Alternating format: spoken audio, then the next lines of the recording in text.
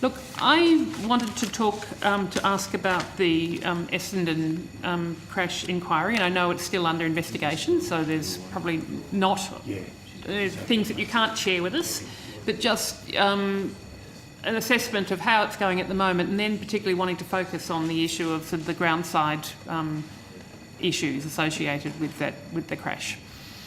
So thank you, Senator. Obviously, a very tragic event occurred at Essendon Airport on the 21st of February 2017. We have a 4-person investigation team conducting the investigation. I deployed myself with the team of 4 to the site at Essendon. It's amongst the worst sites that I've seen in my entire working career. And our sympathy goes to the families of the pilot and the 4 American people on board that aircraft.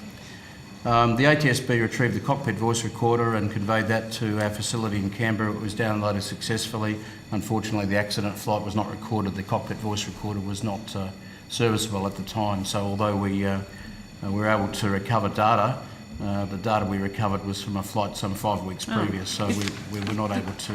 Does that often, what's the... how often does that occur with these black box recorders that we like to think are going to have critical information on them? So it's remarkably good technology now, obviously developed by Dr. David Warren back in the 1950s as a fine Australian invention. And if we talk about the accident at Norfolk Island, for example, the solid state cockpit voice recorder and flight data recorder were in the water for the best part of 7 years, and we were still able to recover data from 2 units which had been in the water for that long, which I understand is a world record. And I will ask Stuart McLeod at the moment, at the end, the General Manager for Aviation Investigations, to chime in. But in relation to that accident, the investigation is still underway. I think you quoted, Senator, from our website that there are a number of ongoing lines of inquiry. Things are seldom what they seem in early stages of an investigation, so we've been very careful not to inject any bias into that space currently. Mr. McLeod, would you like to expand on the Senator's question? So Stuart McLeod, Acting General Manager, Aviation Safety Investigation. As Mr. Hood said, there's a number of aspects that we're looking at, including what you referred to earlier, Senator, about review of approval process with the building that was struck. As it stands at the moment, one of the things the investigation will need to determine essentially is whether or not how critical that building was, or whether or not, in fact, if that building hadn't been there, it would have continued on and struck something else. So that's actually more than what's on your website then, of review of the approval process. So you are actually looking at the critical factor of whether the building actually being there was a critical factor. So in terms of, I mean, the central thing at the moment is to try and ascertain more proximal the actual circumstances of the accident in terms of what led to it. As what was identified in the preliminary report is there was no evidence of pre-impact failure with either of the engines, so that's what we have at the moment.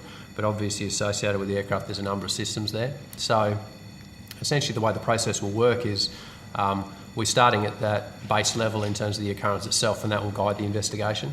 So if we have a situation where we get more information to know whether or not the aircraft had any level of control and therefore what options were available to the pilot, that'll obviously influence in terms of what was struck and whether there were other options. So that's all I meant. And if there was more of a safety zone around the airport, whether that would have made a difference. Yeah, so that and that obviously is contextually dependent on the options available to the pilot. So that's all I meant by that. As far as the investigation goes itself, at this stage, we're looking at having it publicly released within the 12 months. So that would be sort of February of next year, essentially, at this stage. Okay. I might add, Senator, that Mr. McLeod is a very highly respected former Armoury officer and a pilot himself with experience in military Black Hawk helicopters. So he leads a very fine team of investigators, and I'm confident they're going to leave no stone unturned. Okay. Thank you. Thanks, Chair.